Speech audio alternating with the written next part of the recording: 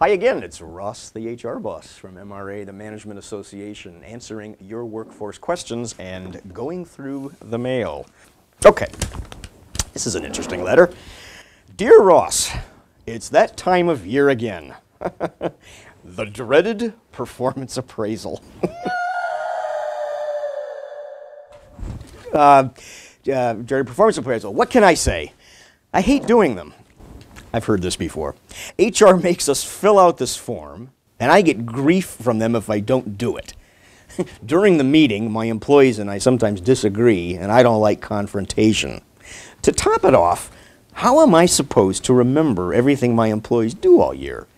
I just wish I didn't have to do these, and that I could go back to my real job, managing people. Any advice? Signed, Annoyed in Ann Arbor.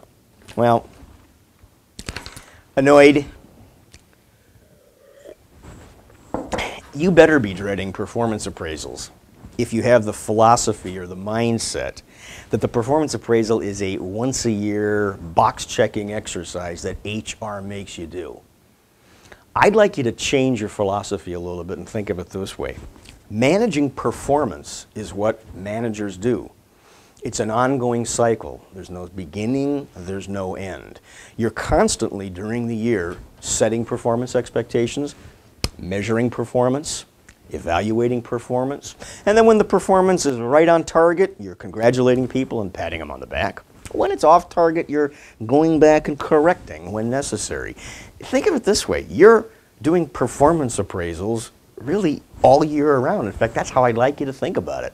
Rather than just think that the performance appraisal is the end of the year, how about this? Why don't you start thinking that you're always doing performance appraisals? For example, you're always providing feedback. People are always wondering how they're doing. At no time during the year should your employees be wondering, I wonder what my review is going to be. I wonder what my boss thinks of me, because they're hearing it all the time. You're constantly letting them know. Why don't you think of it this way? Do you have a system at your company where you rate people, on your performance appraisal forms, like a scale of 1 to 5? A lot of companies do that. What's wrong with letting your employees know at regular intervals during the year how you would rate them? Why not let them know that right now they're a 3, they meet your expectations? Here's why. When you do the actual performance review, you want to have this idea. There should be no surprises. At the review, both of you agree on everything because the employee is not hearing anything that they haven't heard during the course of the year. Now here's another thing. You said something about, how are you supposed to remember everything that your employees have done during the course of the year? Well, you should be worrying about remembering if you haven't done a key thing, and that is documenting performance.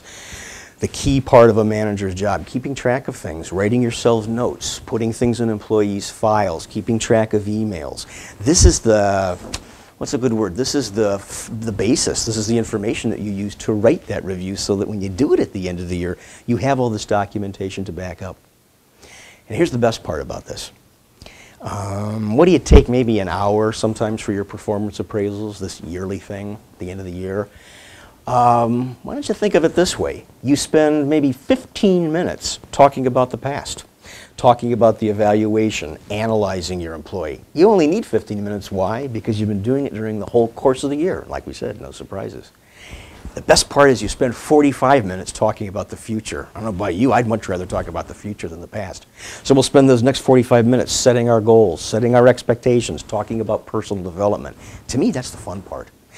You're going to know that your performance appraisals are better, the system is better, when you and both your employees start to look forward to these as a time to get together, to talk a little bit about the past, but to mostly focus on the future.